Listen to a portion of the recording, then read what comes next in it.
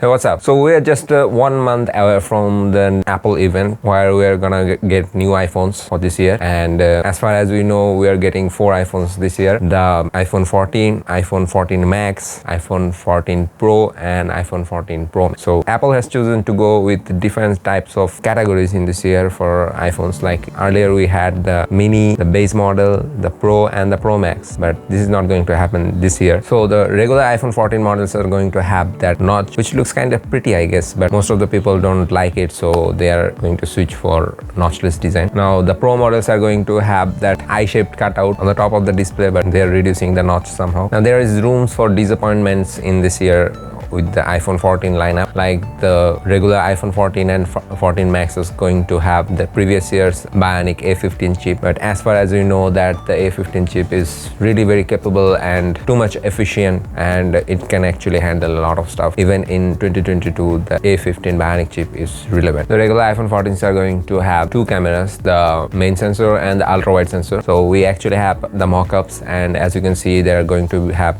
2 cameras, the main sensor and the ultra wide. And the Pro models are going to have the 3 sensors. That means you have the main, the ultra wide, and the telephoto, based from 3 volts, right? The Pro models are expected to have that higher megapixel in this year. Finally, iPhones are coming with higher megapixel sensor. So it is expected that the Pro models will have a 48 megapixel main sensor and 8K capabilities. Nothing is confirmed yet, but it's expected to have that. So that's a very nice feature for that, because as far as I've ever seen that the previous iPhone, which had the 12 megapixel sensor, the image processing tend to add sharpening and post-processing, which actually looks very bad. I mean, by the over sharpening on the iPhones, so however. Now in terms of camera, we have seen improvements in the image processing in iPhone 13 lineup, that the image processing has been improved and the image looks much more natural, the contrast is much more natural. We expect that the iPhone 14 lineup will catch up with the top-notch Galaxy smartphones, I guess. Like the cameras, the natural contrast, the look is really good. So we are hoping that the iPhone 14 shadow over processing tendency will be gone and we'll get better photos from these iPhones. Fingers crossed. So many people was thinking that the newer iPhones will launch with the USB-C on it. UK wants every phone have USB-C in these days, but I don't think Apple is going to do this so soon, because Lightning, Apple has the patent for Lightning ports, so no matter Apple produces them or any other company produces them, Apple gets profit from that. So Apple is a profit hungry company and they make excuses to get more profit into their business, so why would they lose the profit from the Lightning USBs? Make sense? So it is expected that the iPhones are going to have USB-C within 2023, the next year, or maybe even later, because you need to get something else to mitigate the profit from the Lightning ports.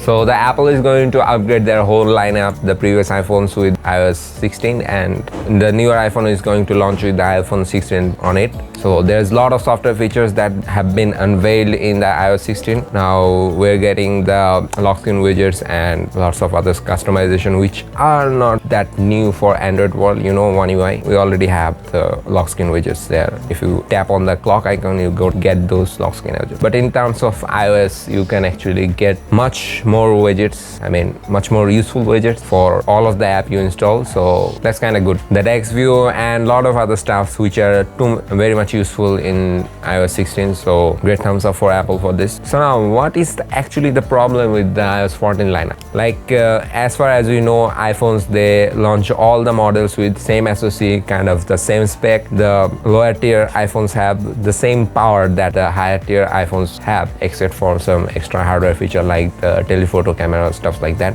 But in this year, the base iPhone 14s are not going to have the upgraded SoC. And as far as the spec says that the newer iPhones are going to have 48 megapixel and 8K recording, I guess the A16 bionic chip is going to be much more powerful and much more efficient chip than the A15 bionic chip. So that's kind of bummer that the newer iPhone launching. Like Apple says that there's a global chip shortage, but I don't think so, because Apple, they want you to buy the Pro models. So what's my final thought about the iPhone 14 lineup? Like the design is same as the iPhone 13 and a lot of stuffs are going to be same. So Apple is going to make a huge profit out of it. So that's going to be very good. And as far as the marketing strategy shows, people are now going to buy the Pro models more than the regular models. So Apple is going to get much more profit from there also. And we still don't know about the pricing yet, but the Apple event is expected in 9 September. You know, September, my birth month, and we're also expecting a Galaxy event like the Z Folds and Z Flip are going to launch in September also. So the 9 September event is going to pull the entire tech world towards them. I mean, the newer iPhones, and we're getting to see much more improvement in the battery life, you know, performances obviously, and we're hoping to get better camera technologies this year. So that's all my thoughts about the newer iPhone 14 lineup. And if you want to see more of this kind of videos, hit the subscribe button and like if you like this video. See you soon with some really interesting videos. Till then, stay good, keep and keep doing incredible things. And yes, of course, keep watching Incredible Video.